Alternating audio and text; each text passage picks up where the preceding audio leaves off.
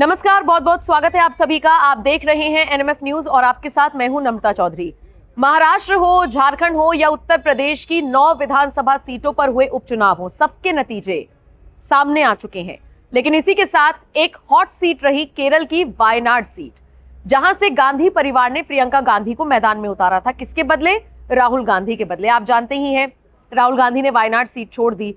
तो ऐसे में वायनाड की जनता को लगा कि अब तो गांधी परिवार से कोई यहां पर आना चाहिए और इसीलिए ऑफिशियल डेब्यू कराया गया प्रियंका गांधी का। और इस ऑफिशियल डेब्यू में वो बहुत हद तक या फिर कह लीजिए 100% तरीके से कामयाब होती हुई नजर आई हैं, क्योंकि प्रियंका गांधी ने इस सीट से जीत दर्ज की है। अब ये प्रियंका गांधी की जीत है या फिर वायनाड के लोगों की जीत, क्योंकि वायनाड की जनता एक तरफा कांग्रेस को यहां पर पसंद करती है। वायनाड कांग्रेस की सेफेस्ट सीट कही जाती है। तो ऐसे में गांधी परिवार से कोई भी उतरता, जीतना निश्चित था। इसे आप एक तरफा चुनाव नहीं कह सकते, इसे आप अब ये नहीं कह सकते, ये प्रिडिक्टेबल था। मतलब आप इसे प्रिडिक्ट कर सकते थे कि अगर वायनाड से गांधी परिवार प्रियंका गांधी को उतारा तो वही जीतेंगी ना। लेकिन बीजेपी ने दांव लगाया नव्या हरिदास पर। नव्या हरिदास ने पूरी मेहनत की, जमीनी स्तर पर लोगों के बीच गई, लेकिन आखिरकार नव्या हरिदास प्रियंका गांधी से हार गई। अब इसके पीछे के भी 2 कारण बताए जा रहे हैं। पहला कारण तो यह है कि नव्या हरिदास अपने आप में एक कारण है।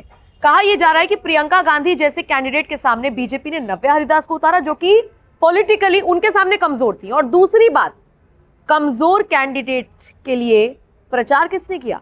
बीजेपी का कोई बड़ा नेता नहीं गया, जो हार का सबसे बड़ा और मुख्य कारण बताया जा रहा है। नव्या हरिदास को हार मिली, सबसे बड़ी बात, अपनी हार को उन्होंने एक्सेप्ट भी कर लिया। और शायद इसीलिए इन चुनावी नतीजों के बाद नव्या हरिदास का एक बयान सामने आया है, जिसमें यह समझ लीजिए ऑलमोस्ट वो अपनी हार को एक्सेप्ट करती हुई नजर आई हैं। नव्या हरिदास कहती हैं, हम बहुत उम्मीदों के साथ चुनाव नतीजों को देख रहे थे, लेकिन दुर्भाग्य से 2 चरणों के बाद हम पिछड़ गए हैं। पिछले चुनाव अभियान के लिए हमने सिर्फ वायनाड मंडल के विकास को सामने रखा था और हमें भरोसा था कि अगर लोग वायनाड में केंद्र सरकार की योजनाओं का विकास और कार्यान्वयन चाहते हैं तो वो एनडीए का समर्थन करेंगे, लेकिन ऐसा नहीं है। मुझे लगता है कि वायनाड के इतिहास में लोगों ने सिर्फ एक ही सिंबल के लिए वोट किया, चाहे उम्मीदवार कोई भी हो। मुझे लगता है कि इस चुनाव में भी यही होगा। नव्या हरिदास के बयान से आप समझ सकते हैं कि अंदेशा उन्हें हो गया था, क्योंकि 2 राउंड की वोटिंग के बाद जिस तरीके से रुझान आए तो वो समझ गई थी कि क्या होना है क्या नहीं। लेकिन सवाल बीजेपी के आला नेताओं पर भी उठता है कि नव्या हरिदास के लिए वायनाड जाकर आप में से किसने प्रचार किया? तो अगर वो हार गई तो अकेली उनकी हार नहीं है, और अगर प्रियंका गांधी जीत गई तो आप ये नहीं कह सकते कि अकेली प्रियंका गांधी की जीत है।